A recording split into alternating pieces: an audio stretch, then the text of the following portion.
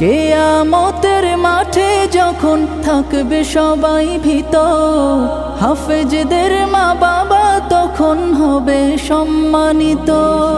কিয়ামতের মাঠে যখন থাকবে সবাই ভীত, হাফেজদের মা বাবা তখন হবে সম্মানিত। তাদের